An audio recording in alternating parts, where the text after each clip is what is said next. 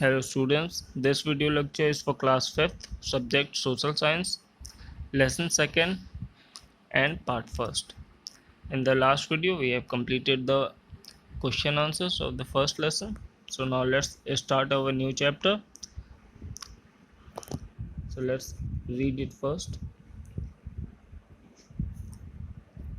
You must lesson name is latitudes and longitudes. You must have seen number of circular and semicircular lines running from north to south and east to west on a globe. They are latitudes and longitudes. As we know that the axis of the earth is an imaginary line passing through its center. The imaginary lines that run from north to south are called longitudes, while latitudes are imaginary line drawn to from east to west. So let me show you in the globe.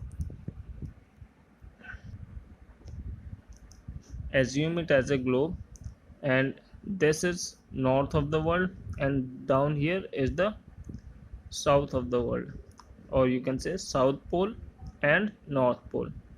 And if you can see these lines in this map from north to south, these are called longitudes, and you can also see lines from here to here or from here to here. These lines running from east to west are called latitudes, and these are also imaginary lines. They are not actually present, they are not actually on the earth or planet earth. They are just imaginary lines. Now let's continue. Globe. A globe is a small model of our earth. It is a true model of our planet because of the following reasons. It is similar to the shape of the earth. A globe is mounted on an axis. This axis holds the globe at the north pole and the south pole. The axis tilts the globe at an angle of 23.5 degrees from the plane of its center, which is the same angle at which the earth tilts. So here is given that a globe is a small model of the earth because of the following three reasons, which is it is similar to the shape of the earth. It is mounted on the axis and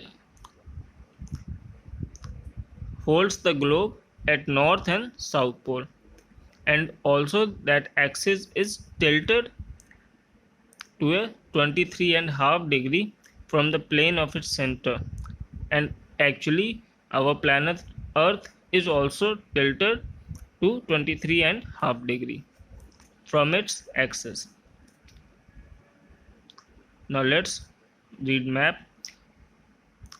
The drawing of the whole of the earth's surface on a flat surface is called a map.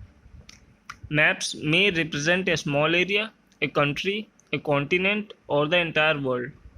Maps shown the following specific places in detail. There are two types of maps: political and physical maps. So maps are the drawing of the earth's surface on a flat surface such as paper, cloth, etc., which is called as a map. Map may represent a small area, a whole country, a whole continent, or the whole world. And there are two types of map. One is political and another is physical. The below which you are seeing is a world map, and you can call it a political map.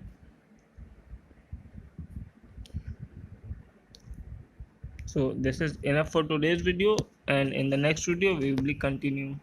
Thank you.